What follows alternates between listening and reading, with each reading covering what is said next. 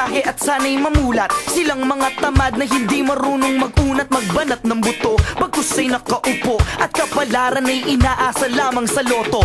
Marami ng Pilipino ang dumadaing sa hirap.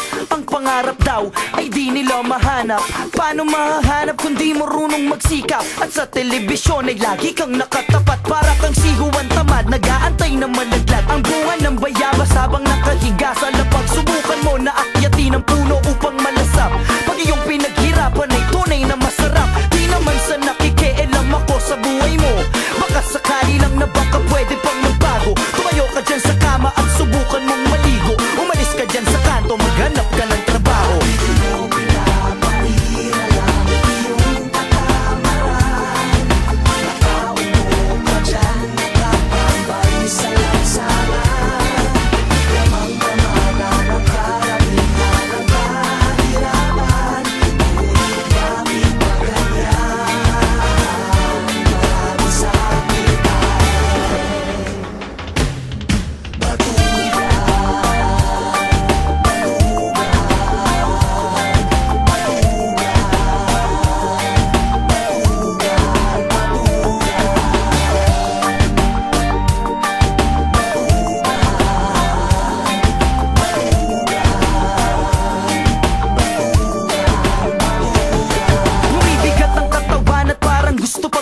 Pagkagising ay kakain, hindi pa nagmumumog. Anak, hugasan ng pinggan pagtapos mong kumain. Yan ang utos ng magulang mo, ayaw mong gawin. Ba't mo nga ba gagawin kung tinatamad ka? At ang iyong mga katropa, inaantay ka na.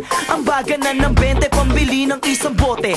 Kahit anong alak makatagay man lang pare. Ang sarap naman ng buhay ng katulad mo. Hanggang dyan na lamang ba, wala bang balak magtrabaho? Tambay dito, tambay doon, bakit ba laging ganon? Isa yan sa mga lumalaro sa utak kong tanong. May sasabihin lang ako at pakinggan mabuti. Kung tatamaan ka, kaibigan ko pasintabi. Batugan o tamad, yan ba ang iyong ugali? Papaalala ko lang na sa huli ang pagsisisi.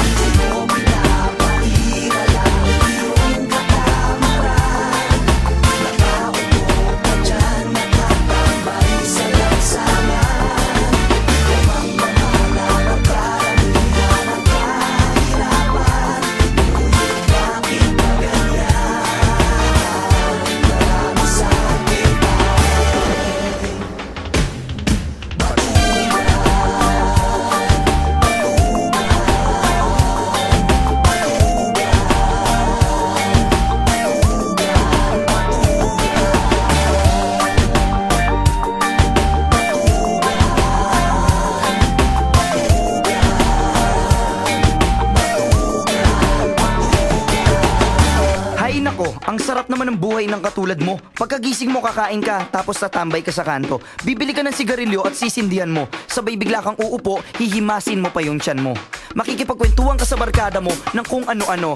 Tapos ang pamilya mo, nahihirapan na sa'yo. Sana mawakasan na ang pagiging isang dakilang tamad. Tamad! Batugan! Batugan! Tamad!